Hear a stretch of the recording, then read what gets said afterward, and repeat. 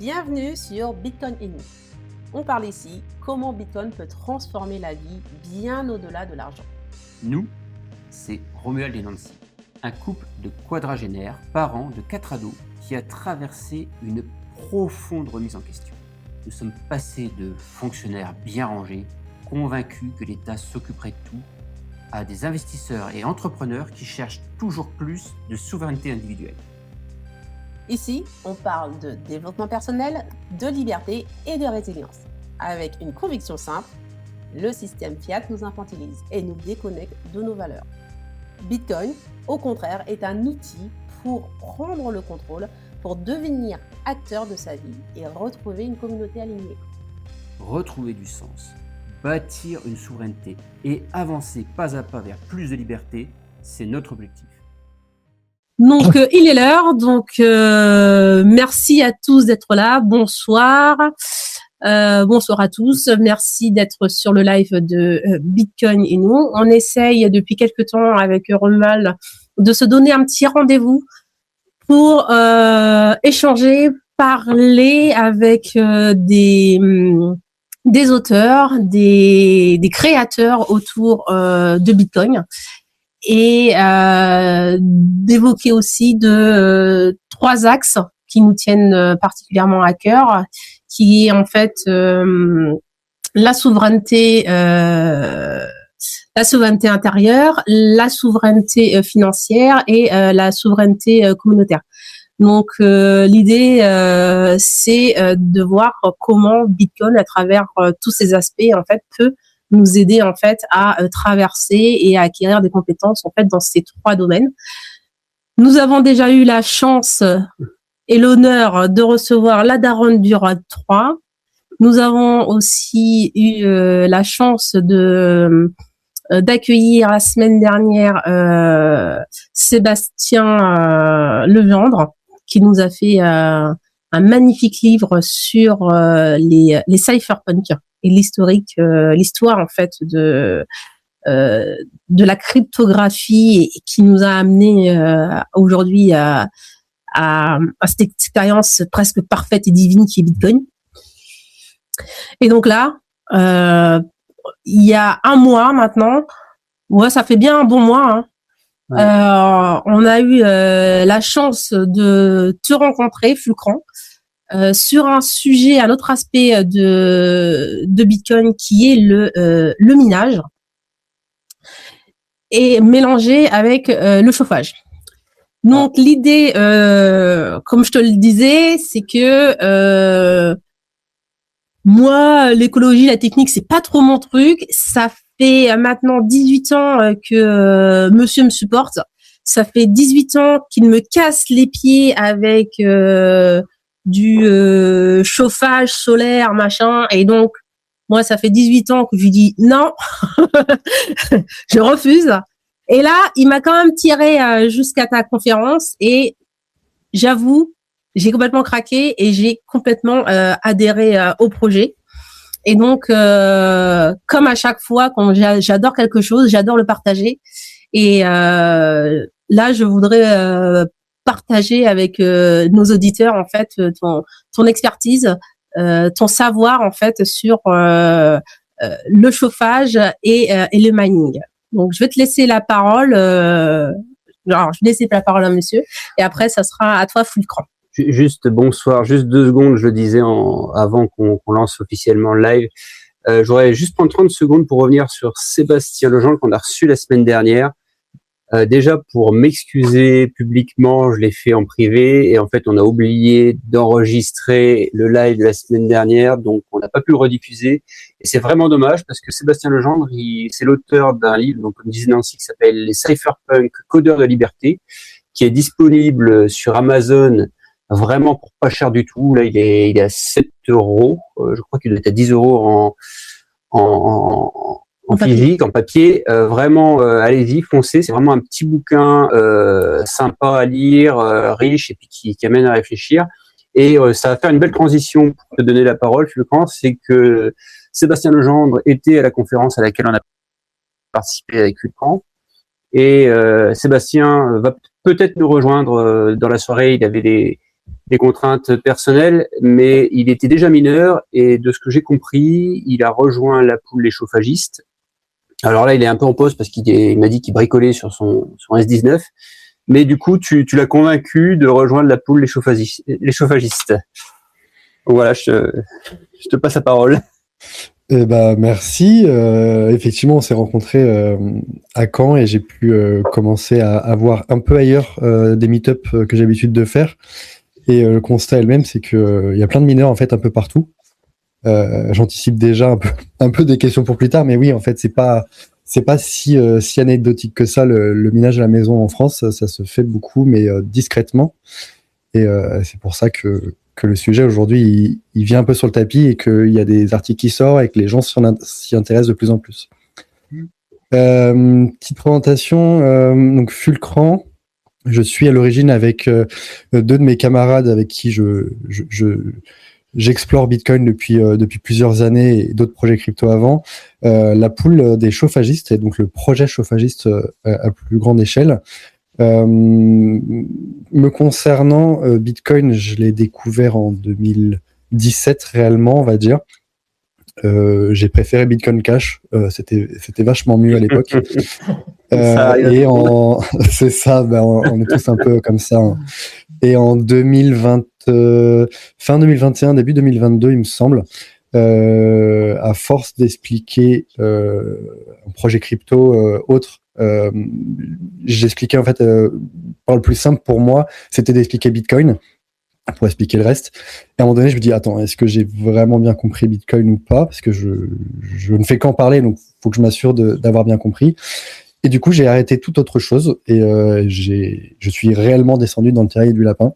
Du coup, depuis, j'en suis jamais ressorti, comme la quasi-majorité des gens. Quand on découvre Bitcoin, on y reste. Ok. J'ai fait pas mal de petites choses avant sur Bitcoin, tester des petits projets avec Lightning, avec mes camarades. Et c'est plutôt tech à la base, hein? Oui, je suis arrivé sur les cryptos parce que je voulais comprendre ce que c'était. Et j'ai passé plusieurs mois à chercher à droite à gauche les cryptos qui existaient pour en choisir une, l'acheter et voir ce qui se passait, ce que je pouvais faire avec. Okay. Pas de chance pour moi. Je me suis fait attraper par la spirale. Je suis arrivé en août 2017. Juste au moment où Bitcoin Cash que j'avais choisi passait de $400 à 2000 €, à $2000. Donc en fait, j'étais happé par juste la folie haussière plus que la technologie dans les médias. Et j'ai fini par revenir quand même que à ça parce que les chiffres me rendaient fou et je m'en suis éloigné. Juste pour les intervenants éventuels, n'hésitez pas, si vous avez des questions entre deux, peut-être lever la main ou prendre la parole. Je sais que la daronne n'hésite pas, mais les autres aussi. Et c'est un live, hein, c'est pas forcément quelque chose où on va monopoliser la parole avec Fulcran. Si les personnes qui ont des questions, allez-y. Ce sera avec plaisir. Là, pour le coup, j'écoute attentivement. En tout cas, je vous souhaite bien le bonsoir à tous. Bonsoir. Merci. Bonsoir. Vas-y, Fulcran, on te donne la parole, pardon. J'en profite pour saluer IT Rider, qui est le node mainteneur de la pool des chauffagistes, qui est dans le space. Donc, il y a des trois personnes qui sont aux commandes du projet chauffagiste. Donc, chauffagiste pool. Et donc, le projet chauffagiste, parce qu'on a l'objectif de faire autre chose que juste la pool, qui est une partie du projet plus grande échelle de nos objectifs à venir.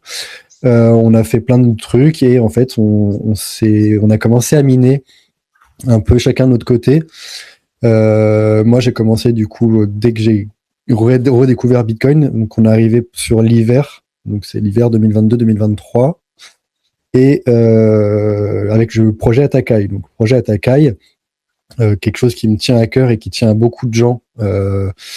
C'est donc la conversion d'un S9 d'occasion en bruyant en S9 paramétrable et silencieux. C'est un peu le démarrage de beaucoup sur le sujet du minage à la maison. C'est un truc qui me tient à cœur. Le S9, c'est un peu dépassé, mais c'est quelque chose qui nous tient beaucoup à cœur et moi particulièrement. Donc j'ai commencé avec ça, je l'ai partagé à ma communauté, j'avais déjà une communauté crypto, et j'en ai monté un deuxième pour un autre camarade, j'en ai monté un troisième, un quatrième, et donc on s'est retrouvé à plusieurs à être intéressés par le sujet. Ensuite, on a découvert le projet Bitax, qui sont des petits mineurs qui consomment vraiment pas grand-chose, mais qui ne chauffent pas, hein, vraiment à 15-20 watts, vous chauffez rien du tout. Et donc ça s'est Bitax, ça tient presque plus de la loterie, si j'ai bien compris.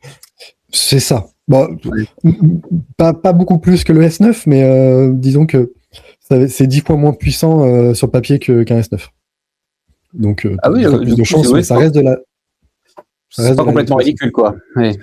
Non, c'est 1 TH, c'est, on va dire, c'est l'unité de base aujourd'hui, on parle en TH, donc le Bitax, c'est 1 TH.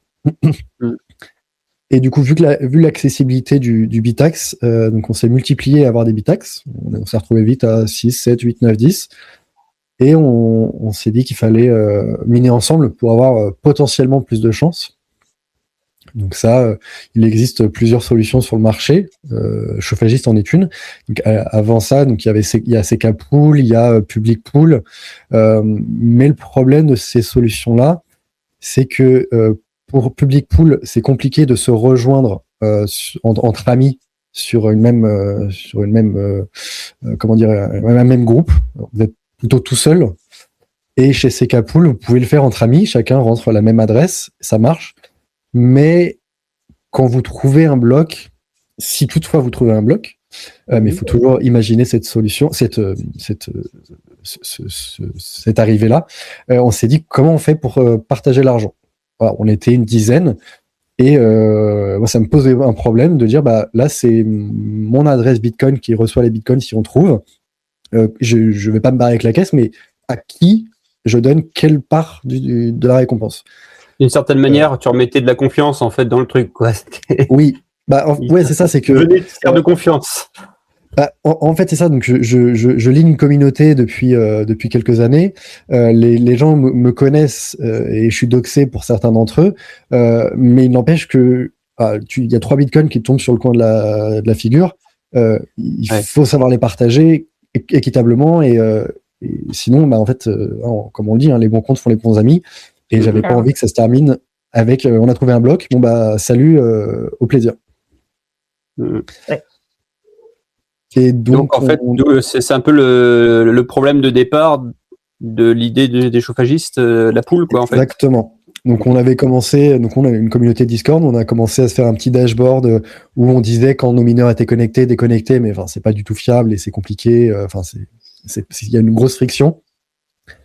Et on s'est dit, il faudrait qu'on arrive à scraper les données et à savoir quand un mineur mine et quand il mine pas. Pour qu'on dise, toi, tu as miné 10% du temps, donc tu auras 10% de la récompense.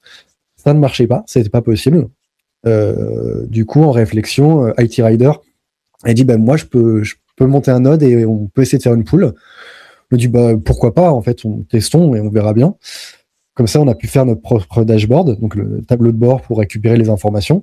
Et c'est la seule façon d'extraire les données, c'est que ça vienne de notre propre node.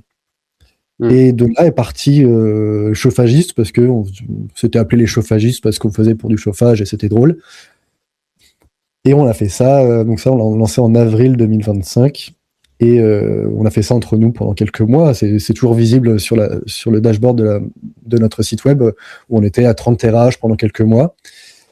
Et alors, c'est marrant, juste une parenthèse sur l'appellation, les chauffagistes. Je pense que c'est pas du tout calculé la façon dont tu le racontes, mais en fait ça casse des barrières parce que nous on n'a jamais miné jusqu'au moment où j'ai entendu parler des chauffagistes. Pour moi, c'était pas pour moi en fait. C'est un truc de tech, c'est trop dur, je vais galérer quoi. Et le fait de dire les chauffagistes, ça paraît plus accessible. Je ne sais pas si ça l'est, parce qu'on n'est pas encore mineur, mais ça paraît plus accessible.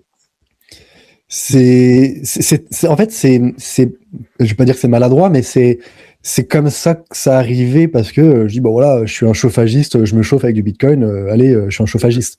Et en fait, on a trouvé ce nom sympa, on l'a gardé entre nous sur le serveur Discord, et puis Puis quand il est arrivé le temps de faire notre propre outil, on a gardé le nom et effectivement, ça, c'est de toute façon comme ça qu'on a commencé l'aventure parce que le but était aussi de se chauffer.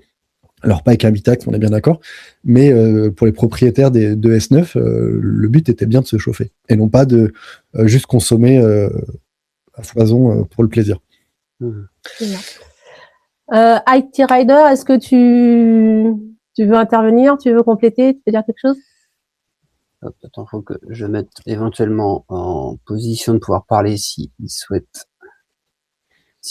Ou alors je sais pas comment les rôles sont répartis entre vous, France et. Il y a pas de chef, il y a pas d'entité. Non, il a pas. Non, ok, il y a pas de souci. IT Rider. Ok.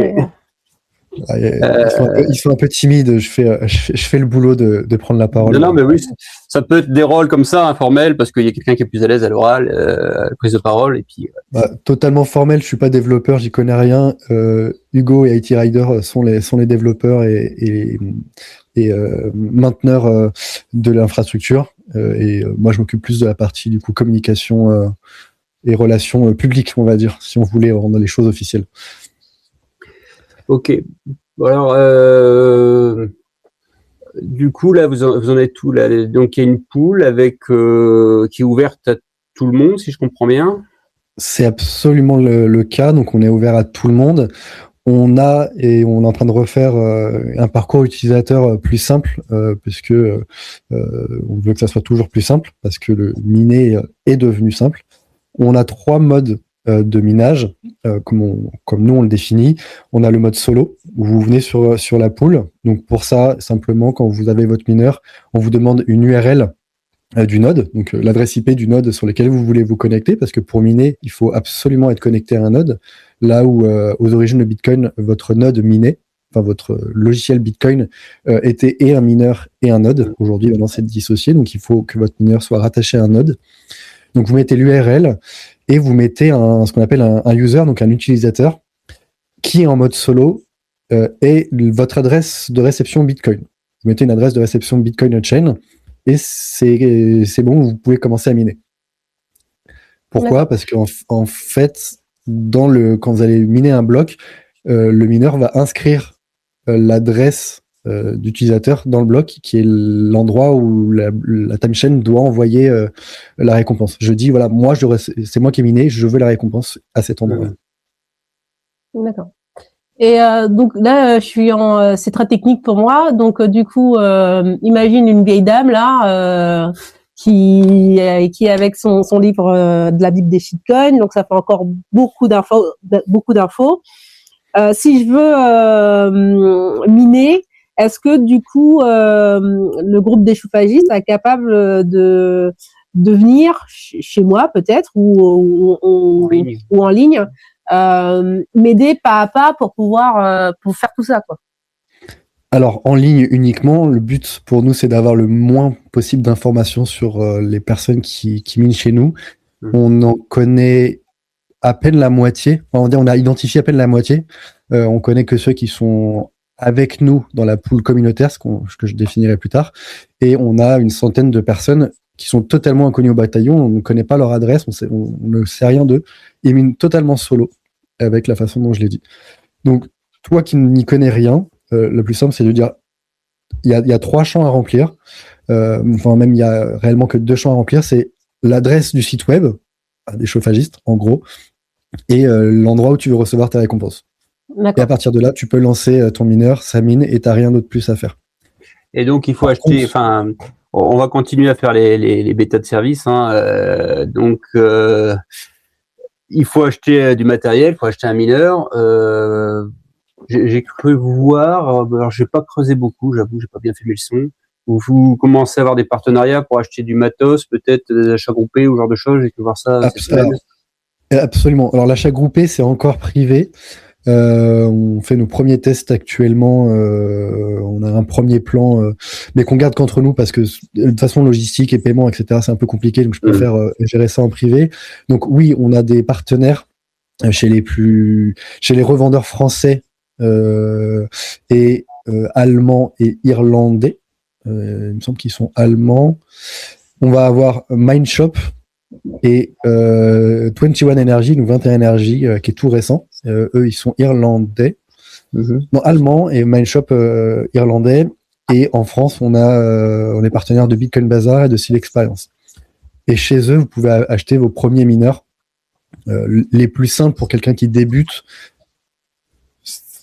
Donc, c'est même ça, c'est trop compliqué à définir dans l'immédiat parce que comme chaque vente, en fait, on va te dire de quoi as-tu besoin.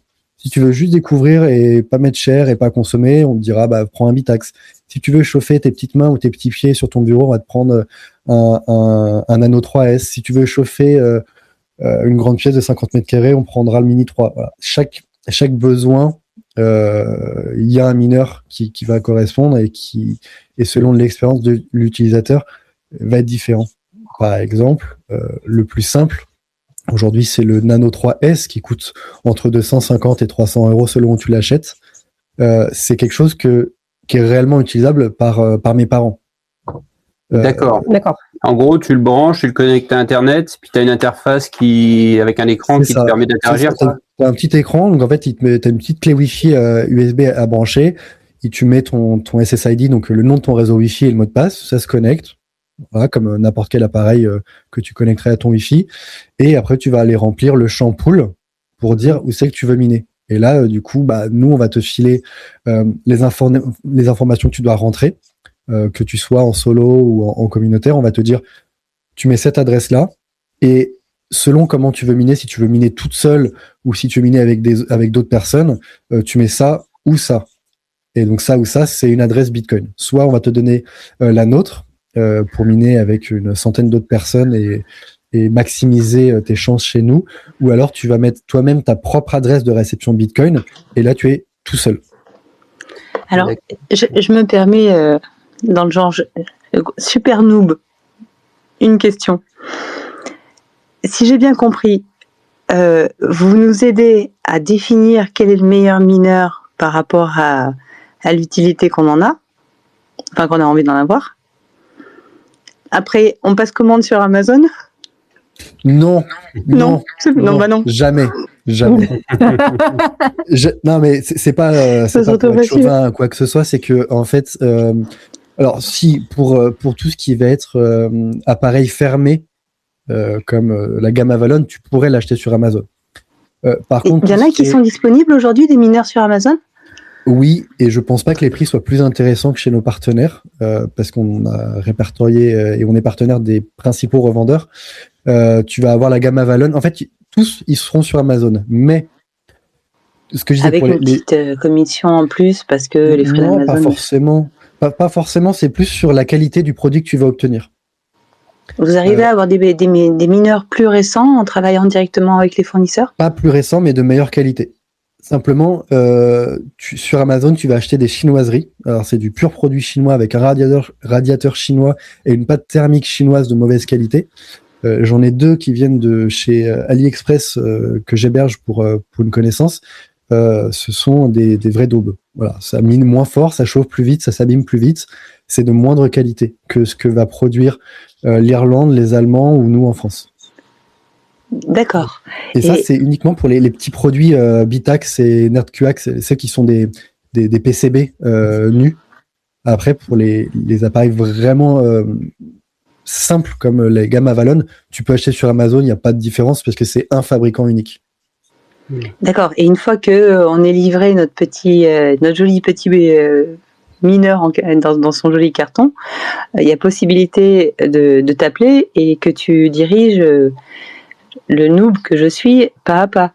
Genre, je clique où ? Et là, c'est possible en venant sur notre Discord. En revanche, on va d'abord t'orienter vers des ressources existantes ailleurs qui sont bien mieux faites que ce qu'on pourrait nous produire, qui sont faites chez Plan B Network.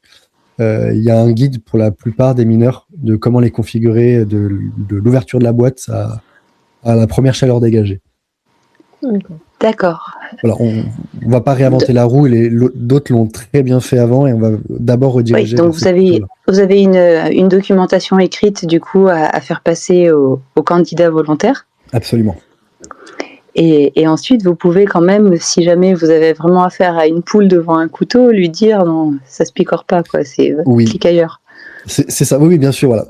On est uniquement sur Discord et on a une communauté d'environ 800 personnes, dont 150 très actives, que tu peux dire allô, je suis perdu, comment je fais, et les gens m'aider.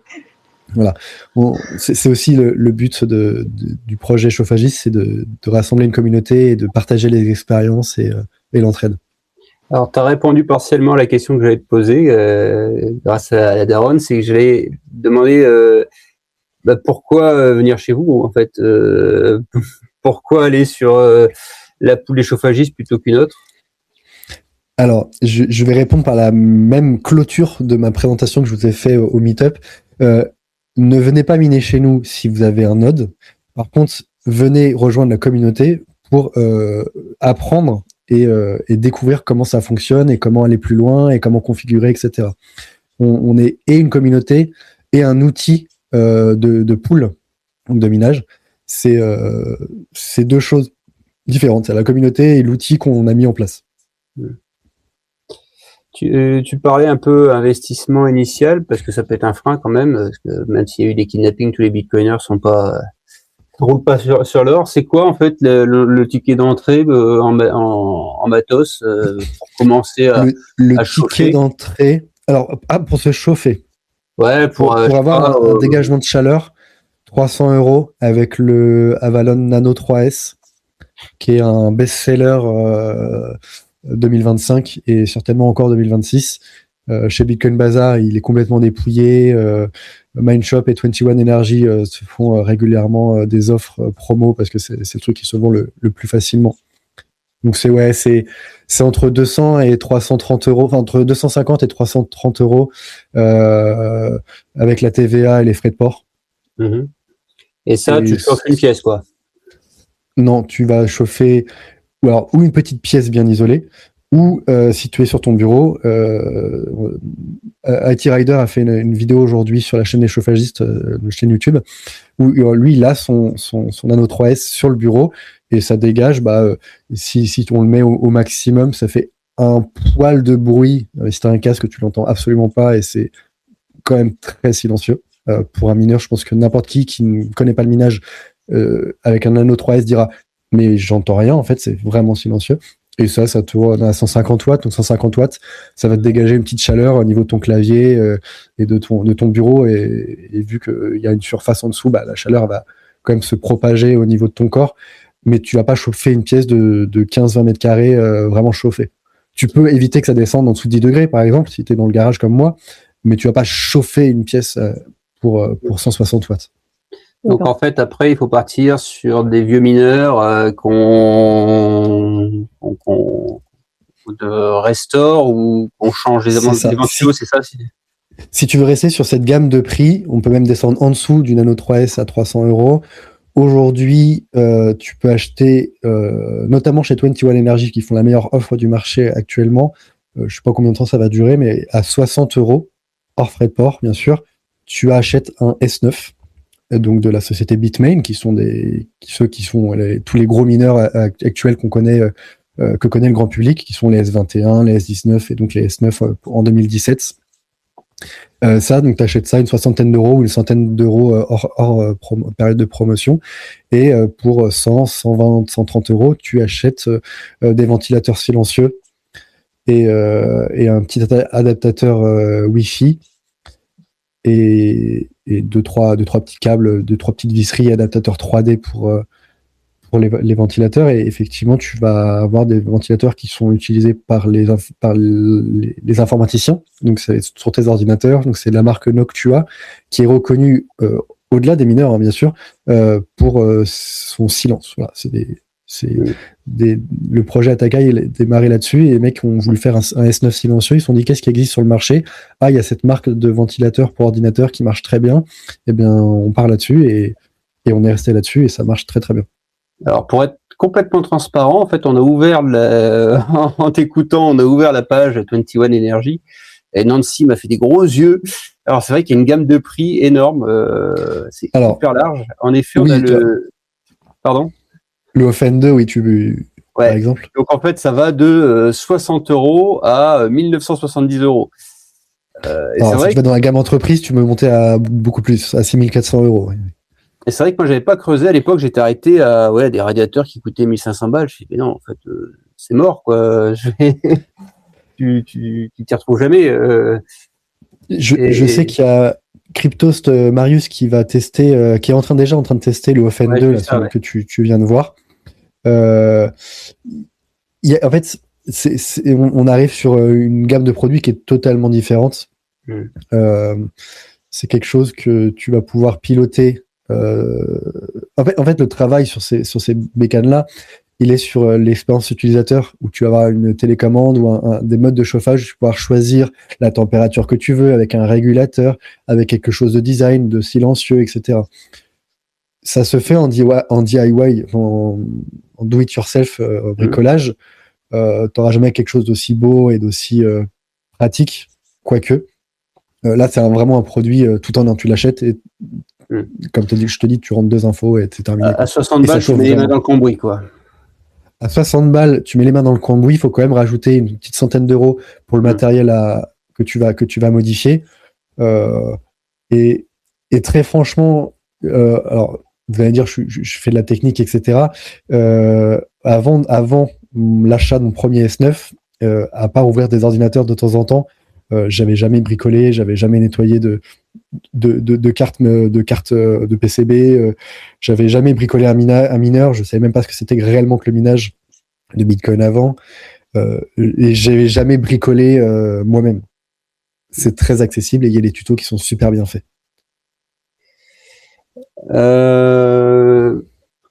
On peut peut-être parler de la rentabilité, parce que je vois que Marco est parmi nous, et j'ai lu tout à l'heure son article. C'est pas son article directement, mais sur bitcoin.fr. Oui. Je pense que tu y as jeté un œil. Oui, j'ai même répondu avec un long pavé. Alors, la rentabilité, il n'y en a pas. Bon, on peut commencer simplement. Si vous cherchez une rentabilité, il n'y en a pas. Okay. Après, ça peut être intéressant de le faire. Et on ne parlera pas de la rentabilité comme tout le monde l'entend. C'est-à-dire que entre faire quelque chose qui ne rapporte rien et faire quelque chose qui rapporte un petit peu, rapporter un petit peu est toujours plus rentable que ne rien rapporter. C'est comme ça qu'il faut voir les choses. Et également, et c'est un point que je n'ai pas développé dans ma réponse qui était déjà trop longue, je préfère dépenser 200, 300, voire même 500 € dans un chauffage que je vais déployer en Bitcoin que de faire un crédit à 15 000 € ou 20 000 € pour l'installation d'une pompe à chaleur. Ça a beau consommer 4 fois moins que ça produit, 15 000 €, tu ne les rentabiliseras jamais. Enfin, il n'y a pas de rentabilité à 15 000 € avec une pompe à chaleur, alors qu'un mineur à 200 €, certes, qui va consommer un peu plus, de là à ce que ça te coûte 15 000 €, il va s'en passer des dizaines d'années. Non, mais clairement, on en est arrivé là aussi. On l'a évoqué en intro, on est en travaux. On s'est posé la question du chauffage. Oui, une pompe à chaleur. Si vraiment tu fais un tableau Excel avec des plus et des moins, sauf à aller chercher des subventions.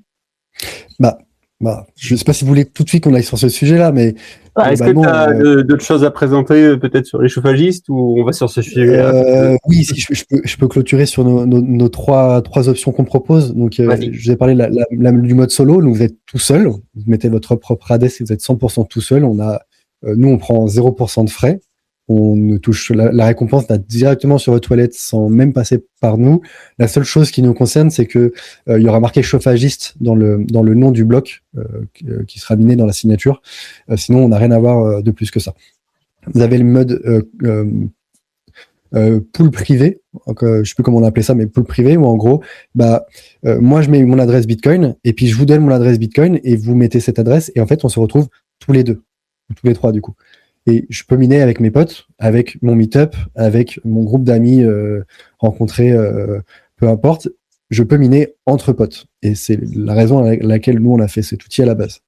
Donc, vous minez, vous mettez tous la même adresse, et c'est celui qui a mis son adresse qui reçoit la récompense, et après, il est libre de la partager comme il veut. Troisième option, c'est le mode communautaire. Donc, c'est nous qui fournissons l'adresse Bitcoin, qui est une adresse Bitcoin qui est en multisignature, répartie donc plusieurs utilisateurs. Et nous, on a mis en place donc cet utilisateur pour regrouper tout le monde et qu'on soit l'intermédiaire de confiance dans la distribution. Pour ce faire, et c'est la raison des chauffagistes, on a créé un outil qui nous permet de calculer les récompenses qu'on va distribuer à chaque participant. Je ne vais pas expliquer exactement comment ça fonctionne, mais la formule est facilement disponible sur notre site. On rémunère à la participation effective de travail réalisé par chacun. Et ça, de travail. Exactement. Et ça, c'est un outil qu'on veut mettre à disposition à chaque entité pour dire bah voilà, je viens avec mes 6 potes, on ne sait pas comment partager, donc nous on propose un service où on met en place le calcul de ces récompenses selon la règle que nous on a mis en place, qui est donc la participation effective, et vous savez exactement à n'importe quel moment, si je trouve un bloc maintenant, voilà combien j'aurai, combien aura cette personne, etc. Ok. Donc c'est 3 modes: tout seul, avec vos potes ou avec la communauté chauffagiste. De souvenirs aussi, tu nous avais parlé de projets, je crois que c'est pas encore abouti, mais presque un peu de gamification. Ouais, effectivement, on a envie d'être acteur dans la démocratisation du minage à la maison, et pas que, mais du minage plus accessible que dans des grosses fermes uniquement. Et on a plein de petits projets, alors que ce soit de la démocratisation en vulgarisation, que ce soit des conférences, des podcasts, des choses comme ça, des explications. On a fait un wiki et on veut effectivement proposer une gamification. Donc on a déjà commencé. On fait un concours mensuel de meilleure difficulté. Pour faire simple, celui qui se rapproche le plus du bloc dans le mois gagne. Aujourd'hui, c'est 20 000 Satoshi et des cadeaux de nos partenaires. D'accord. Cool. Pardon. Vas-y. Et à venir, un gros projet pour nous, on ne sait pas quand ça sortira exactement, mais on s'en rapproche toujours plus. C'est un concours, des duels de mineurs, où les mineurs vont s'affronter au rythme de la time chain, un peu comme un combat de boxe. Ok. Est-ce qu'il y a des questions parmi les personnes qui sont présentes? Alors j'essaie de donner la parole, mais l'outil n'est pas toujours très intuitif. J'avais vu qu'il y avait une demande. Est-ce que vous avez des questions? Ça a été extrêmement clair.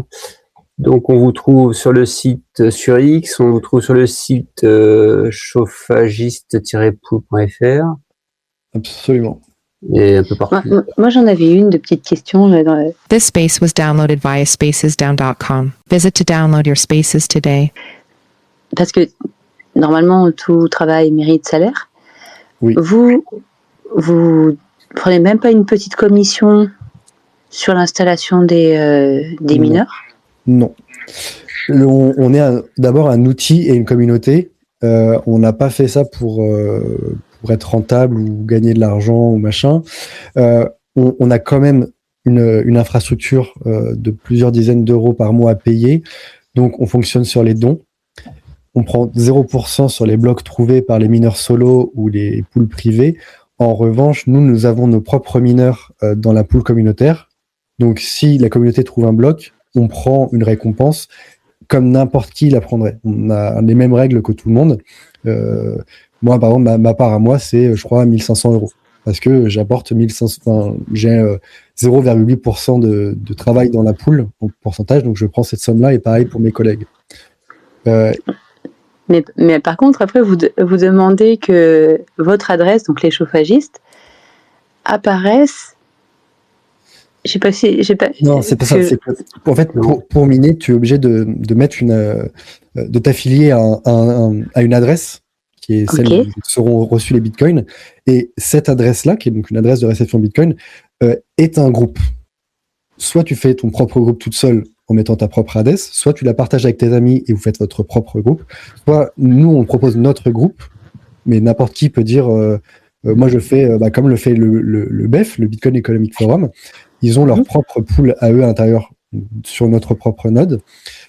S'ils minent un bloc, ils ont 100% de la récompense et ils se débrouillent avec leurs utilisateurs pour partager. D'accord, donc en fait, la seule chose que tu demandes, c'est que là, pour le coup, vous soyez, si je prends une image, le bistrot officiel dans lequel la fête a été organisée. C'est ça. Il y a notre nom qui apparaît quand vous minez un bloc, ce qui fait que ça nous fait de la pub et que D'accord. je suis très fier. Vous y gagnez un peu en notoriété. C'est ça. Et la notoriété amène plus de mineurs amène plus de chances de gain. D'accord. Voilà. Et maintenant, on a pas mal de partenaires, donc à chaque achat, on va récupérer un pourcentage de la vente, ce qui nous permet de financer les cagnottes, les dons et les récompenses qu'on offre chaque mois et notre infrastructure. Ok. En fait, c'est comme si tu avais un budget pub qui te coûterait quelque chose et tu serais obligé de taxer des sous aux gens. Finalement, tu taxes pas de sous aux gens, mais ça revient à avoir un budget pub. Pas exactement. Bah, disons qu'en fait, on a créé un outil qui est gratuit. Et oui. Si tu veux avoir le plus de chance, tu viens miner avec tout le groupe. Et comme on est dans le groupe, si le groupe gagne, nous, on gagne notre part, mais la même part que n'importe qui apporterait la même part de travail. D'accord, mais effectivement, l'idée, c'est que en tant que groupe, on pèse plus lourd. C'est ça, c'est-à-dire que moi, j'ai tout intérêt, si je veux rentrer dans mes frais un jour, j'ai tout intérêt que ce soit le groupe dans lequel j'ai mes mineurs qui trouve un bloc. Vous êtes d'horribles ultra-capitalistes, en fait. Vous voulez faire grossir le gâteau plutôt que le partager en petites parts. Plus il grossit, plus on partage en petites parts. Non, mais bien sûr, c'est une blague. Non, mais bien sûr. C'est avant tout un outil sur lequel on prend 0%. Et si les gens, on imagine que si tu viens, tu mines un bloc, peut-être tu vas nous donner 10 balles, peut-être, et ça nous fera une demi-récompense pour le mois à venir. Voilà. C'est buy me a coffee, c'est ça, globalement. Sur la rentabilité, moi, je me posais quand même la question. Ça va faire un peu la transition vers la souveraineté financière, mais c'est vrai que tu as dit c'est pas rentable. C'est vrai, mais par contre, je me dis en termes d'apprentissage technique, de mettre les mains dans le cambouis et compagnie, je pense qu'il y a quand même une certaine valeur qui est apportée c'est un nouveau terrier en fait que tu découvres. Comme tout sujet, l'enrichissement, quand je dis à quelqu'un have fun staying poor, donc amuse-toi bien à rester pauvre, c'est pas financièrement. Enfin, ça en joue, mais c'est intellectuellement. On s'enrichit par le savoir également. Ok. Du coup, on va rester dans la move de la souveraineté financière. Hein. Donc, un des piliers qu'on aborde avec Bitcoin et nous. Et donc là, moi, ce que j'aimerais savoir, c'est en fait ton avis par rapport à tout ce que l'État met en place pour fausser le marché de l'énergie. En l'occurrence, les pompes à chaleur, les panneaux solaires, voire même les DPE, parce que aujourd'hui, on se retrouve quand même avec des gens proches qui se font gentiment mais sûrement plumer, parce que vous avez des gens qui viennent les démarcher pour vendre, comme tu disais, des pompes à chaleur entre 15 et 20 000 balles, avec un coût d'entretien. Ils sont en surcapacité, ils produisent trop. Et dernièrement, le pompon sur la Garonne, comme dirait une de mes filles, c'est que la surcapacité est stockée dans un cloud. Donc, en fait, ce sujet est très intéressant et très révélateur de plein de choses. Par où commencer? Parce que je maîtrise, entre guillemets, maîtrise, c'est un grand mot, le mieux, les panneaux solaires. Les panneaux solaires, on a dit c'était génial. C'était vraiment génial, il en faut partout, donc c'est totalement faux. La plupart des gens qui en ont installé dans les 10 dernières années n'ont pas envie de recommencer. Alors, sauf ceux qui, professionnellement, utilisent leur production, comme les agriculteurs et compagnie, mais un particulier qui va s'être équipé de, je sais pas, 2, 3, 4, 5 kilowatts, on va s'arrêter là, même je pense qu'il y a des financements qui sont montés bien plus haut. C'est complètement idiot. Et on a vendu une rentabilité en disant mais oui, voici un crédit, voici une subvention et voici une promesse de rachat d'EDF. Donc comme beaucoup de choses, le problème c'est que quand l'État se retire, en fait on s'aperçoit que la rentabilité est totalement disparue. L'État a subventionné l'installation de panneaux solaires, donc les profiteurs, ceux qui en ont profité, ce sont les installateurs. Le problème c'est que on vous installe une capacité de production maximale qui est complètement oversize par rapport à votre besoin. On va vous dire, je vais vous installer 10 kilowatts. Sauf qu'en fait, au quotidien, donc ça c'est en kilowatts crête, donc on va dire vous allez produire 10 kilowatts au maximum de la journée. À midi, vous allez produire 10 kilowatts. Sauf qu'en fait, vous allez consommer 3 kilowatts. Donc on va vous dire, EDF a te racheté à 9 centimes, 12 centimes, je crois que c'était 9 à l'origine, 9 centimes ton kilowatt. Donc finalement, en 8 ans, tu seras rentable. Sauf que on est 8 ans plus tard et EDF maintenant rachète 4 kilowatts à 4 centimes le kilowatt, ce qui n'est plus du tout rentable, ce qui n'arrivera jamais à rentabiliser la moindre installation surévaluée. Alors que pour le coup, le panneau solaire est une bonne chose selon moi, parce que je vais nuancer. C'est une bonne chose à échelle individuelle. À l'échelle nationale, c'est nul parce que c'est non modulable, personne ne le consomme à proximité, c'est complètement ingérable. L'Espagne éteint ses parcs solaires la moitié de l'été pendant plusieurs heures, alors qu'à l'échelle individuelle, c'est totalement intéressant si et seulement si tu vas consommer cette production. C'est-à-dire que il est inutile de dépenser 15 000 euros dans une installation sur laquelle le modèle économique est je vais revendre à EDF, puisque EDF ne va te racheter cette électricité à que des tarifs minables. Alors que si tu vas le consommer, par contre, l'économie de 20 centimes du kilowatt, tu vas clairement la sentir. Donc, l'intérêt pour un panneau solaire chez un particulier, c'est de dire en moyenne, je consomme 1 kilowatt. Ok, je vais essayer de produire 600, 800 watts crête. Donc la crête, c'est au maximum que tu vas produire à l'instant T. Et de monter en gamme, toujours pour subvenir à ta consommation. Et pas d'aller au-delà. Pourquoi ne pas aller au-delà ? Parce que tu vas le revendre pour des miettes et qu'en plus, tu vas encombrer le réseau. Alors, encombrer le réseau en France, les gens commencent tout juste à comprendre, vraiment tout juste à comprendre que le surplus, c'est pas bien. Les bitcoiners, ça fait des années qu'ils le disent, à travers notamment Sébastien Gouspiou et plus récemment Alexandre Stachenko. Mais la surproduction, ce qu'on n'arrive pas à consommer et à faire consommer, c'est compliqué, c'est dangereux pour le réseau, ça peut créer des dysfonctionnements. Et il faudrait que chacun puisse consommer sa propre énergie et ne pas l'envoyer. Ça soulagerait EDF, à mon avis. Jamais ils le diront, mais mon avis est là, c'est que oui, c'est bien le panneau solaire à domicile et sizé pour ta propre consommation et d'aller consommer vraiment le minimum sur la descente d'électricité provenant d'EDF. Et en plus de ça, c'est que, je sais pas, là, au moins depuis deux hivers, c'est que le prix du kilowattheure que EDF te vend ainsi que l'abonnement, il a tellement pris que je suis même pas sûre que par rapport au prix où tu le vends, en fait, tu gagnes quelque chose, en fait. Parce que d'un côté, ils ont un prix fixe qu'ils vont t'acheter, peut-être qu'il date de 3 ou 4 ans, sauf qu'entre deux... T'es mauvaise langue. Parce que le tarif a changé en février. On a gagné à peu près 1 centime. C'est moins d'un centime, à peu près 1 centime du kilowatt.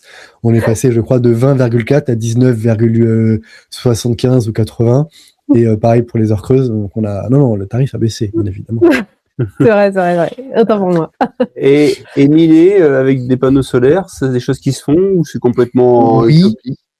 Non, c'est pas du tout utopique et c'est un sujet qui moi me concerne pas encore, mais qui là dans un mois ou deux, je vais installer dès qu'on va sortir de l'hiver mes panneaux solaires. Pourquoi? Parce que j'en ai jamais eu l'utilité et le besoin et je me dis je vois pas ce que j'en ferais. Sauf que commencer à miner m'a ouvert les yeux sur bah si je consomme régulièrement, je sais que je vais consommer là actuellement chez moi juste avec mes mineurs. Je consomme environ 400 watts, ce qui est pas énorme. Quand j'allume pas mon S9, c'est 400 watts qui tournent au quotidien chez moi. Donc, dire que je vais produire moi tout seul pour 380, 450 euros, 800 watts crête, ça me permet de dire, bah, cette consommation-là, je sais que je la boufferai avec mes mineurs et le surplus de production surplus de production. Ce que je vais pas bouffer avec mes mineurs, ça va partir dans ma consommation de mon foyer habituel. Et au Tu fur peux et à moduler, mesure, du coup, tes petits mineurs à domicile, ils se modulent relativement Oui. bien. Ouais. oui, bah, ce que je vais surtout moduler, parce que 400 watts, c'est pas grand chose, malgré tout.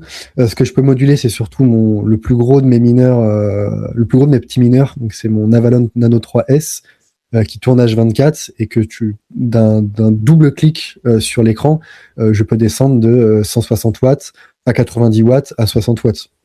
Je peux diviser par 25% à chaque fois et je peux éteindre, si je veux, quelques bitax. Les bitax à 15 watts, j'en ai 8, ça vole pas haut non plus. Mais oui, tu peux moduler, bien sûr. C'est ce qu'on attend d'un mineur à la maison, c'est qu'il soit capable de moduler et on installe les logiciels pour moduler. C'est-à-dire le S9 dont je parlais depuis le début, on installe un système d'exploitation dessus qui permet de modifier à volonté la consommation et donc la puissance déployée, ainsi que la vitesse des ventilateurs, etc. C'est-à-dire que le S9, quand tu vas taper S9, tu vas trouver qu'il va miner à 13, 14 TRH. Là, le mien, je l'ai éteint, je le rallumerai tout à l'heure, je le fais miner à 500 watts. Alors, ça va faire une belle transition vers un peu la souveraineté intérieure. C'est un sujet qui me parle. Vous en avez parlé avec Nancy quand vous avez préparé l'entretien. J'étais pas disponible, mais je vais faire un mea culpa. Hein. J'ai été jean-coviciste dans le passé. Et moi, j'ai déjà voté Mélenchon, alors. Ah ouais, bah écoute, personne n'est parfait. Donc ouais, j'étais dans une période où donc en fait, ouais, j'essaie d'un peu d'organiser ma pensée. C'est que si je comprends bien, être mineur à domicile, il y a quand même une part un peu de conviction. On veut miner aussi pour participer au réseau. Et puis il y a peut-être aussi une partie un peu énergie, développement durable, des réflexions comme ça. Pour parler d'un sujet qui me passionne, c'est-à-dire moi-même. Moi, c'est vrai que je me suis retrouvé un peu perdu quand j'ai commencé à remettre en question un peu les doctrines défendues par des personnes comme Jean Covici, avec d'écologie punitive. Là, la dernière que j'ai vue aujourd'hui, je crois, c'est du délire. Hein. Il parle, par exemple, de un moyen de faire baisser le CO2. De pas soigner les gens. Voilà, c'est ça. C'est un moyen de faire baisser le CO2, c'est d'arrêter de garder les gens en vie quand ils sont trop vieux, quoi. C'est quasiment texto. Et j'ai notamment été d'accord avec ça pendant quelques années, quelques longues années de ma vie avant d'être bitcoiner et de rentrer dans le minage. Ouais. Ah, t'as été pire que moi alors.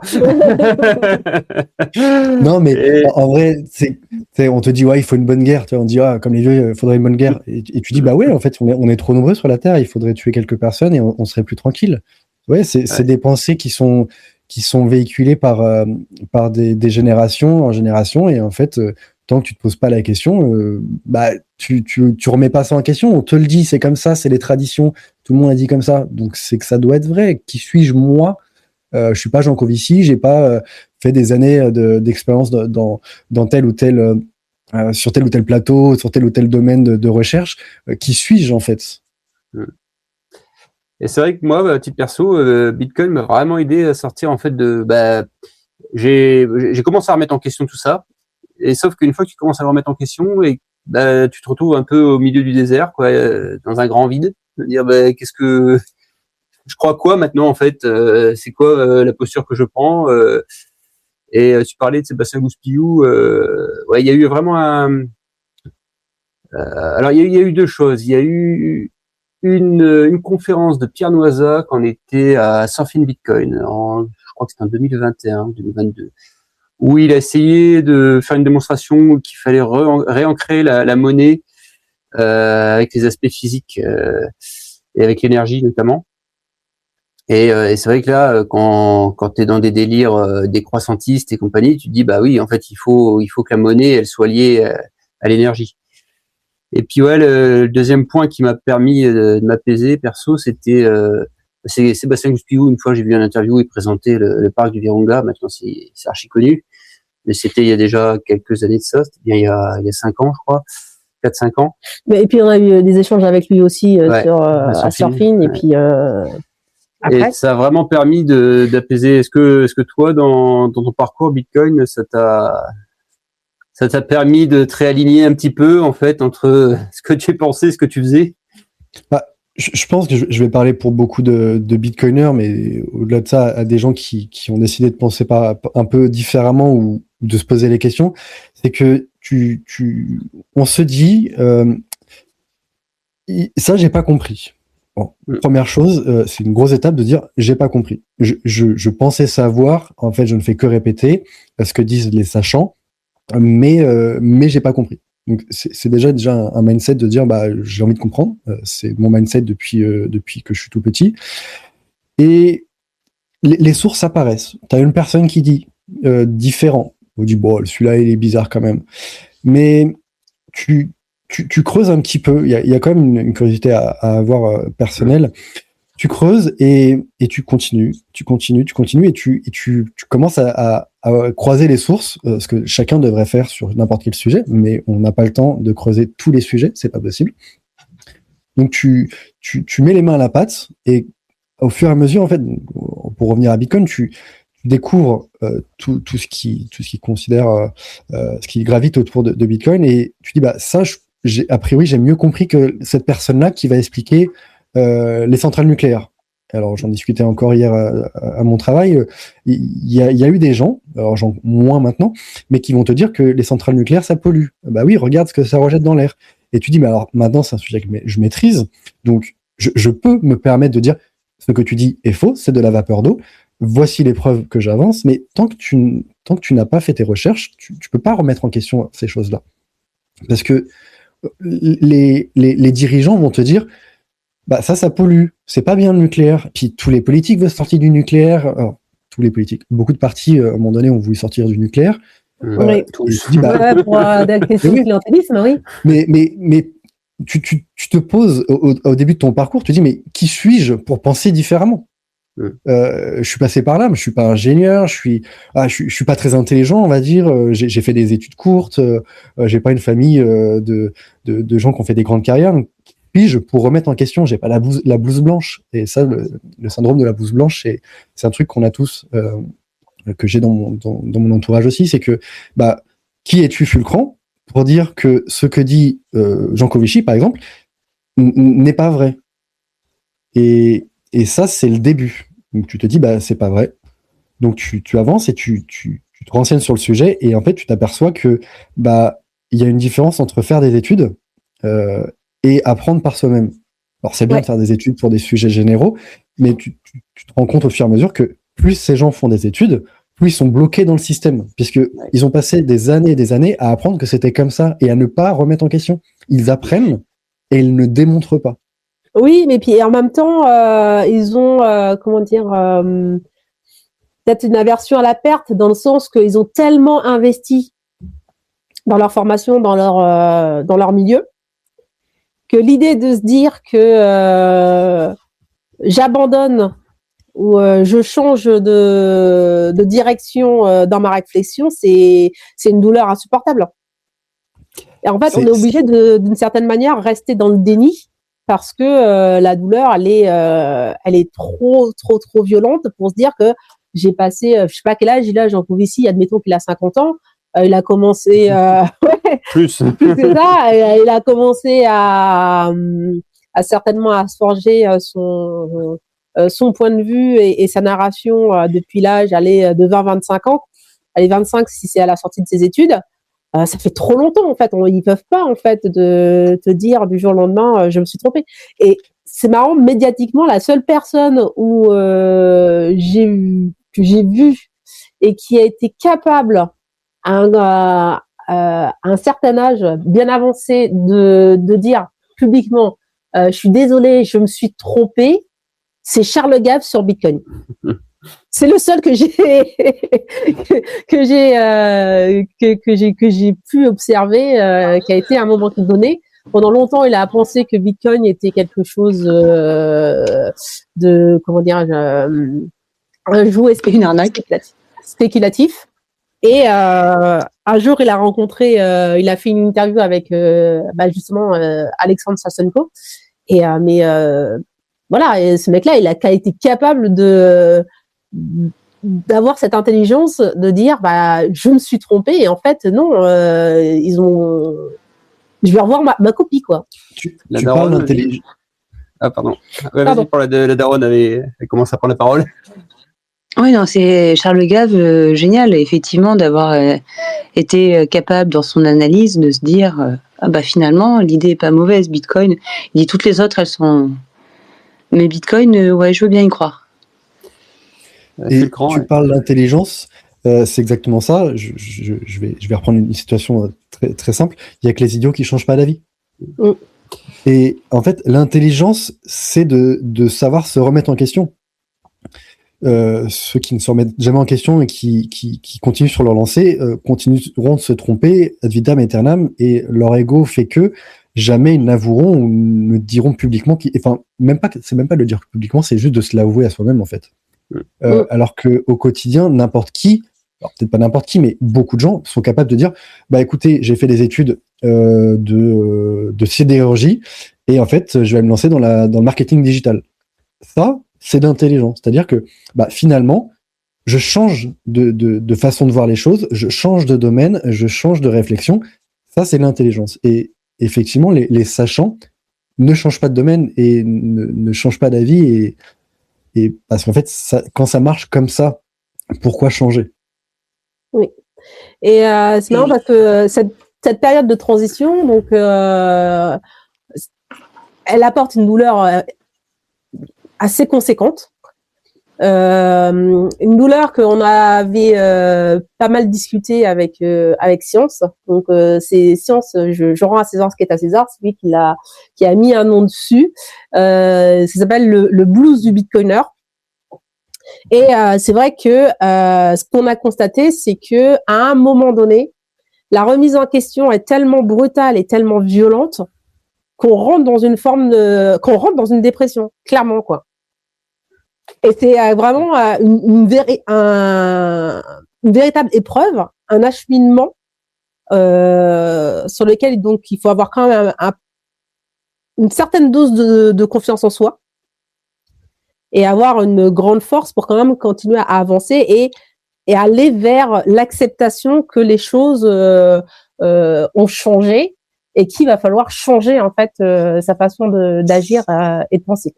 C'est effectivement très dur. Vous l'avez peut-être traversé à deux. Je sais pas si ça s'est bien passé. Oui, on a été bitcoiner à deux dès le début. Voilà, vous avez cette chance. Je sais pas si c'était une chance pour vous, mais à mes yeux, c'est une chance. Donc moi, je suis marié et là aujourd'hui, ça va mieux parce qu'elle me laisse, elle me donne 50 € par mois pour que, enfin, elle me dit, voici 50 € à moi. Mêlé dans Bitcoin, je te fais confiance. Le parcours initiatique qui a duré, on va dire depuis 2017, mais vraiment Bitcoiner depuis 2022-2023, c'est une longue traversée du désert et ce blues, il est très compliqué. J'ai dû changer de travail parce que j'étais devenu complotiste, extrême droite, raciste, égoïste, tout ce que vous voulez. Simplement parce que tu as un avis différent. T'as pas été obligé de divorcer, rassure-nous. Non, mais la question, il y a moins d'un an, un peu plus d'un an même, c'est posé où elle m'a dit clairement, c'est Bitcoin ou c'est moi. Ah ouais. Mais donc, en fait, en plus, je sais que je commençais à gagner parce que elle avait compris que mon ouverture d'esprit et mon avis sur plein de sujets qui ne me concernaient pas normalement et dont tout le monde n'est pas censé être capable de. Je parlais d'énergie, de politique, d'idéologie, de souveraineté. Enfin, c'est des sujets qui sont largement espacés. Sauf qu'en fait, quand t'es bitcoiner, c'est des choses qui se rapprochent très facilement. Oui, elle avait déjà compris que Bitcoin avait changé mon état d'esprit et je sais pas si c'était un garde-fou pour moi, mais la traversée était très longue et là, depuis, on va dire 6 à 8 mois, j'ai vu une progression dans mon état d'esprit où je devenais assez à l'aise pour parler de Bitcoin et convaincre, entre guillemets, elle se laisse convaincre que le curieux, mais j'étais capable de tenir un débat face à quelqu'un qui n'était pas d'accord et qui me donnait des non-arguments, on va dire des poncifs. J'étais capable de tous les démonter. Et cette assurance a été la clé de la fin de ce blues-là. Il y a un célèbre mème, je le trouve jamais quand je le cherche. C'est je sais plus quel acteur là qui a joué dans Interstellar, qui est dans plein de rôles, et tu le vois au début de son parcours de bitcoiner qui est super content, etc. Et tu le vois arriver dans une dépression et à la fin sortir léger en simple chemise. Voilà, c'est vraiment ce parcours-là est très parlant, ouais, et c'est très compliqué. On a une thèse là-dessus sur la possibilité de sortir. Ça correspond pas au moment où tu as commencé à rejoindre des communautés, où tu as commencé à bosser sur les chauffagistes. L'isolement. Ça correspond à la période où j'ai recommencé les meet-up. J'ai arrêté les meet-up pendant 2 ans. Je me suis un peu renfermé. J'avais commencé les meet-up au début de mon initiation Bitcoin. Je l'ai arrêté pendant 2 ans et j'ai repris là il y a quasi 1 an. Ouais. Et c'est un peu le troisième axe sur lequel nous on a travaillé, on travaille toujours, c'est-à-dire la souveraineté communautaire. On n'a pas trouvé mieux comme terme. C'est-à-dire qu'à un moment donné, il faut, tu as travaillé sur toi, tu as essayé de te raligner. Bon, la souveraineté financière évidemment avec Bitcoin. Et puis derrière, on doit réfléchir à recréer un réseau d'individus avec qui on se sent bien, avec qui on peut dire les choses, avec qui des fois, nous on a eu des meet-up où on s'est pas engueulé, mais des fois on n'était pas d'accord, même entre nous au sein du couple. Mais tu partages des valeurs et l'air de rien, ça. J'avais peur de ça. J'avais peur des meet-up. Je me dis en fait c'est un vase clos et en fait pourtant, enfin oui entre guillemets, mais c'est ça qui est salvateur, c'est que tu n'es pas seul contre le monde. Tu as d'autres personnes qui vont partager globalement la même idéologie et les mêmes réflexions sur ces sujets. Je parle pas d'énergie avec ma femme. Enfin, elle s'en fout du kilowatt, etc. Et là, tu vas dans ces communautés, que ce soit des meet-up ou des communautés plus larges, tu vas avoir d'autres personnes et tu te sens moins spécial, entre guillemets. Tu te sens moins unique et tu te sens pas seul contre le monde. Et c'est ça qui moi personnellement m'a aidé à dire. En fait, j'ai peut-être, c'est pas que j'ai raison, c'est quand même vachement égocentrique de dire ça, mais j'ai pas si tort que ça. C'est-à-dire que si je l'ai pensé, il y a d'autres personnes qui l'ont pensé, et finalement, ça a un petit peu de valeur. Alors, j'ai pas la blouse blanche toujours, mais ça a un petit peu de valeur et je me trompe peut-être pas. Ouais, c'est ça. Moi aussi, je retrouve aussi cet aspect-là, c'est que le fait de pouvoir intégrer, en fait, de s'associer à une communauté. Alors, je sais qu'il y a des personnes qui disent ouais, le problème de la communauté, tu réfléchis pas par toi-même, c'est tu réfléchis, tu adoptes en fait la façon de penser de la communauté, ce qui est pas le cas du tout dans la communauté Bitcoin depuis quelques années maintenant qu'on y participe. C'est que vraiment les échanges sont très divers et variés. Ça va vraiment, Bitcoin a vraiment cette capacité à vous emmener, mais sur tous les terrains possible et inimaginable. Je crois qu'au dernier BEF, on a eu une conférence sur la physique quantique et Ah oui, c'est vrai. le truc. Ouais, on se parlait. Pourtant, j'avais pas vu, mais que là, c'était carrément de la physique quantique, c'était waouh, ouais, voilà quoi. Donc, il fallait quand même s'accrocher à son cycle, quoi. Puis après, tu rentres chez toi et tu dis à tes enfants, j'ai assisté à une conférence sur la physique quantique. Ouais, les gosses, limite, ils te croient pas, quoi. Ils se demandent si t'es allé voir un truc au cinéma. ouais, c'est ça, carrément, quoi. Alors, pour la petite histoire là-dessus, on a une anecdote très très récente. On n'a pas encore postulé sur X. C'était il y a 5 heures. Donc, on a notre grande qui a 19 ans, qui commence à se poser des questions un peu métaphysiques, spirituelles, on va dire. Et je lui ai envoyé, elle est étudiante, donc elle est plus chez nous. Je lui ai envoyé le lien vers la vidéo de How to Bitcoin, le dernier avec Bhaskar, où il parle de christianisme. Alors, il est perché le mec, hein. Honnêtement. Allez écouter la vidéo, ça vaut le coup. Et là, notre grande, elle m'a appelé tout à l'heure. Elle me dit, mais en fait, j'arrive pas à avancer. Ta vidéo, je la mets sur pause tous les 5 minutes pour prendre des notes parce que j'ai des trucs à rechercher derrière. Et en fait, c'est ça votre truc Bitcoin. Donc, t'as même des sujets de spiritualité, quoi. Votre truc Bitcoin. Ouais, c'est ça. Mais en fait, c'est exactement ça. Et Auto Bitcoin, c'est aussi un parcours de Bitcoiners en fait qu'ils sont en train de faire. Enfin, moi, j'ai commencé beaucoup aussi avec eux. C'est que tu commences Bitcoin, tu veux savoir comment l'acheter, comment le sécuriser, et puis mais du coup j'ai mon argent, mais du coup qu'est-ce que c'est l'argent? Et puis après l'énergie, d'accord, et puis la philosophie, d'accord, et puis en fait la politique, et puis pourquoi on me prend de l'argent? Et en fait c'est un chemin, et pour revenir, pour accrocher par rapport à ce que tu disais Nancy sur les communautés, je suis pas d'accord effectivement, et c'est pas des vases si clos que ça, et tu ne penses pas comme les autres.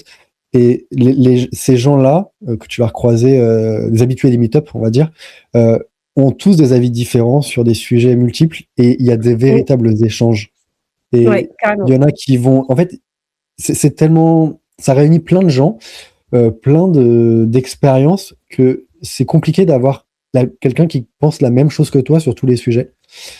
Et peu importe combien de temps dure un meet-up, tu vas forcément diverger vers un sujet que tu ne maîtrises pas ou que tu es en train d'apprendre et c'est immensément enrichissant. Mais en même temps, c'est ça qui est un dans les petit peu meet-up, mais allez-y. parce que, excuse-moi, parce que c'est ça que je trouve un peu vertigineux, c'est que depuis que je suis entrée dans Bitcoin 2019-2020, tous les jours, j'apprends un truc que je sais pas faire et que je connaissais pas.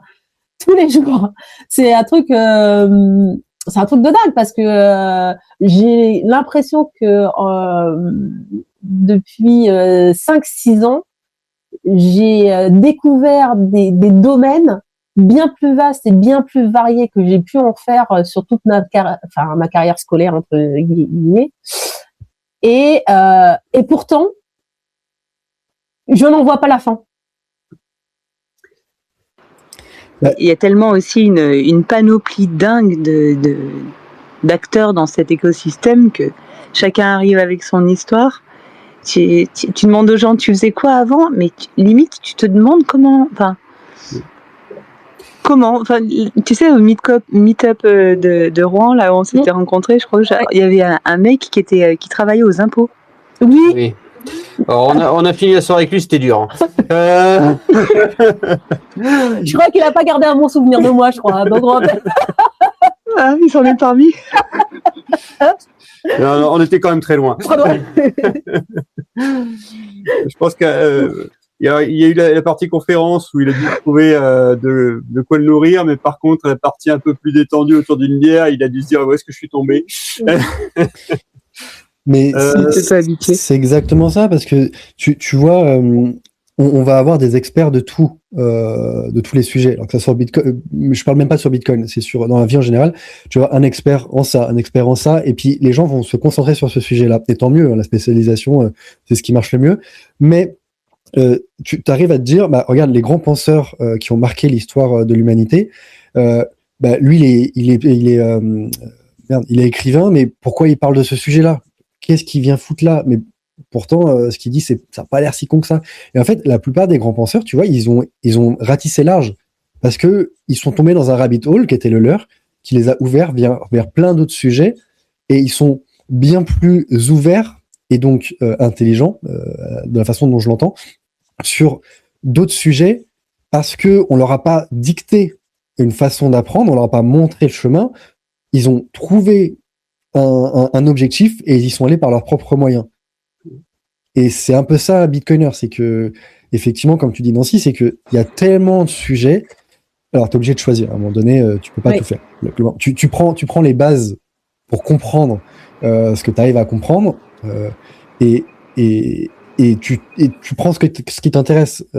Aujourd'hui, je vais être un peu capable de parler de pas mal de sujets. Mes sujets de la religion, absolument pas, tu vois. Mais je vais pouvoir parler de l'énergie, je vais pouvoir parler du minage, de Bitcoin, le produit Bitcoin, mais je me suis spécialisé là-dedans. Tu vois, les études énergétiques que fait Alexandre, c'est pas du tout de mon niveau, et je dis c'est pas grave, lui il le fait très bien. Moi, j'ai ça qui m'intéresse. J'ai, on va dire, 3-4 sujets qui m'intéressent, et j'ai le temps. Je trouve le temps d'aller m'intéresser, de creuser ces chemins-là, et tu arrives assez rapidement en contradiction avec les idées générales. Mais parce que tu fais ton cheminement de pensée tout seul, sans la réponse, enfin sans la solution que te donne l'éducation en termes généraux. Et juste une aparté comme ça, je pense qu'un jour, je le lance comme ça, hein, parce j'ai un monsieur qui me fait des gros yeux. On se fera peut-être un échange autour de ça. C'est l'autre jour, j'ai regardé un légende, et il avait invité François Hollande. Et à un moment donné, Elle me faire mal de temps en temps. Et à un moment donné, il parlait de Emmanuel Macron, et François Hollande a dit un truc, mais qui m'a juste cloué sur ma chaise. Il dit, grosso modo, ce que j'ai apprécié chez Emmanuel Macron à l'époque où il était ministre de Hollande, c'est que il avait une capacité, il avait une envie de servir. Et là, du coup, ça m'a fait bling dans ma tête. J'ai purée, la servitude volontaire. En fait, oui, en fait, c'est pas juste un concept complètement abstrait. C'est que à un moment donné, on arrive à éduquer des enfants pour que plus tard, quand ils soient adultes, ils soient capables de servir. Et la force de Bitcoin et de la communauté, c'est qu'aujourd'hui, ce que j'aime chez Bitcoin, c'est qu'on n'est pas là pour servir, mais pour contribuer et apporter de la valeur. Et mais si je peux me permettre un petit décalage, parce que bon, je suis cuisinier, j'ai toujours eu des serveurs. Et à un moment donné, je suis tombée sur un maître de Qigong qui m'a dit serveur, oui, mais pas serviteur. Oui. Tu vois, c'est la différence entre servir, être dans la servitude, et le serveur tel qu'on peut l'entendre au sens mineur du terme, tu vois. Ouais. Lui, il est utile. Il n'est pas dans l'esclavage volontaire. Mais effectivement, il y a une forme de pensée par l'esclavage, qui est dramatique dans cette société. Et je pense que effectivement, à partir du moment où tu commences à te dire attends, mais Bitcoin, comment ça fonctionne, je pense que déjà tu commences à briser des chaînes, à te redresser. T'es plus dans la servitude, t'es dans le service, ok, mais pas dans la servitude. Ouais, c'est ça. Et du coup, en fait, la réflexion, c'était mais ok, je me suis approprié Bitcoin, j'ai appris plein de choses, ça m'a libéré sur énormément de choses, mais là, en tant que parent,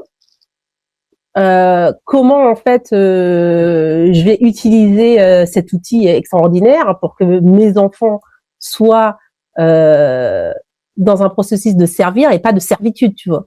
Alors ça tombe très bien parce que ça fait partie des sujets qu'on aimerait bien aborder. Alors pas le prochain, ni celui d'après, mais dans les semaines à venir, c'est un sujet, l'éducation des enfants, qu'on aimerait bien traiter. On n'a pas encore trouvé l'angle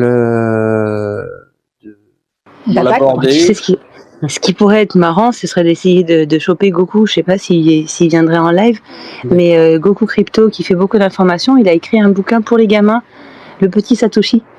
D'accord. Et qui est tout mimi, vraiment, avec des petits personnages en animaux, pour expliquer Bitcoin aux gamins. Tu disais, Fulcran ? Il y a Scuba aussi qui a sorti. Oui, j'ai vu des BD, ouais. Mais c'est les petites leçons de Frédéric. Ouais, il faut qu'on travaille un peu le sujet, mais je pense que l'éducation, il y a quelque chose à faire. Oui, parce que je pense que... Si vous chopez les deux, ça peut être intéressant. Ouais. Je pense que c'est vachement important pour que... Enfin, pour moi, c'est vachement important que mes enfants soient à l'avant-garde et que moi, j'ai envie de leur transmettre clairement toute la philosophie de Bitcoin pour que demain, en fait, ce soit les futurs porteurs du projet qui continuent à le faire vivre, clairement. Ça m'intéresse, ce sujet-là. Je vous propose qu'on s'achemine vers la fin du live. Ça fait 1h20. On essaie de souvent tenir 1h15. Oui, on va pas vous on va être raisonnable. Est-ce qu'on annonce dès aujourd'hui l'invité de la semaine prochaine ? On avait un peu teasé le truc la semaine dernière en disant qu'on allait traverser l'océan Atlantique. Donc, ça sera Benoît Béranger, qui est le cofondateur de l'association Normandie Bitcoin, qui est aussi l'auteur de Changement de paradigme, comprendre la révolution de Bitcoin, mais surtout qui aujourd'hui est... Alors, il est où ? Il est au Costa Rica ou au Salvador ? Il nous dira ça la semaine prochaine. Au Galapagos. Comment ? Au Galapagos. Non, mais à un moment, j'ai bossé avec un mec sur un projet NFT, avec plusieurs mecs, et lui, il me disait, ouais, j'ai un décalage horaire. Ok, t'es où ? Au Galapagos. Hein. Non, je suis quasiment sûr que là, maintenant, il doit être au Salvador parce qu'il bossait justement sur un projet d'éducation autour de Bitcoin avec le gouvernement salvadorien. Donc, bref, il va nous expliquer tout ça la semaine prochaine. Si ça se trouve, il est arrivé à Paris et on est complètement... Ouais, c'est vrai. On fantasme sur des destinations lointaines, mais ça fait voyager. Ça fait voyager Bitcoin aussi. En tout cas, c'est sûr qu'il est passé par là-bas et ça va être intéressant d'avoir un retour réel de quelqu'un qui était sur place. En tout cas, Fulcran, énormément merci. Moi, je retiens que dans mon parcours de Bitcoiner personnel, à un moment donné, je vais avoir envie quand même de mettre un peu les mains dans le cambouis, voir ce qu'on peut faire du minage. C'est vrai que c'est un pan que nous n'avons pas du tout exploré pour l'instant. Et faire un peu de chauffage éventuellement. On en avait parlé quand on s'est croisés dans un couloir ou ce genre de choses pour tester. Non, mais je pense que j'ai fait un premier essai en essayant de réparer. Si, j'ai réussi carrément. J'ai réussi à réparer le PC gamer de mon fils. Alors, j'ai fait un truc basique qui était changer les RAM grâce à ChatGPT. Franchement, mais tu es prête pour le bricolage d'un X9. C'est bon. Donc voilà. Donc du coup, je pense que avec mon meilleur ami ChatGPT, on va s'attaquer à ça. Pour le S9, il y a Découvre Bitcoin, Plan B Network qui t'a fait le meilleur tuto possible. Avec toutes les photos et tout. On te laisse la parole pour conclure, Fulcran, si tu veux nous dire où est-ce qu'on peut vous suivre, même si on l'a déjà dit, mais c'est quand même bien de pouvoir le redire. Si. Oui, vas-y, Nancy. Ah oui, donc on avait aussi une petite question, les questions de fin. Ah oui, les 3 conseils. Les 3 conseils. Il me dit des gros mots. Les 3 conseils. Acheter un petit appareil pour commencer. Alors, par exemple, un Bitax ou un Nano 3S, selon vos souhaits. Si vous voulez vous chauffer les mains sur votre bureau, Nano 3S de chez Canon. Donc Avalon Nano 3S. Ou pour avoir un petit trophée Bitcoiner sur le bureau, un Bitax. Un Bitax, vous pouvez le choper à 150 €. Et c'est parfait pour commencer. En plus, c'est complètement ouvert et open source. Donc c'est le mieux pour vraiment commencer et pas faire grand chose avec. Enfin, ne pas chercher à consommer énormément un Bittax. Premier conseil. Deuxième conseil, rejoignez une communauté, que ce soit un meet-up si c'est pas déjà le cas, ou les chauffagistes par exemple, pour ceux qui sont français. Et un troisième conseil, ne me faites pas confiance, vérifiez par vous-même. Ouais. Oh, c'est beau. C'est bon. Ok. Donc on peut. Et tu nous enverras le lien de ton Discord par le biais de Bitcoin et nous. Eh ben, demain, on va poster sur X tous les liens qui vont bien. Sur donc, notre site internet, il y a un bouton à nous rejoindre sur Discord. Ouais. Site internet, vous pouvez le trouver dans le profil, chauffagiste au pluriel-pool.fr. Et tout en bas, il y a marqué rejoindre la communauté Discord. Alors, vous êtes bien référencé sur Google. Hein. Tout à l'heure, j'ai tapé juste les chauffagistes Bitcoin et vous êtes premier. Et alors, oui, on a découvert par hasard, parce qu'il y a quelqu'un qui nous a dit je vous ai trouvé. Je dis comment tu l'as trouvé? Sur Google. Ah bon? En tapant chauffage Bitcoin. Ah bon, ça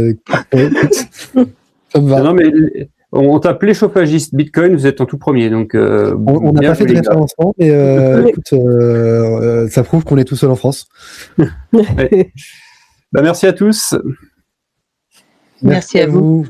Bonne soirée. Bonne soirée. On va rediscuter. Au revoir. Ouais, Au revoir. ciao. Ciao.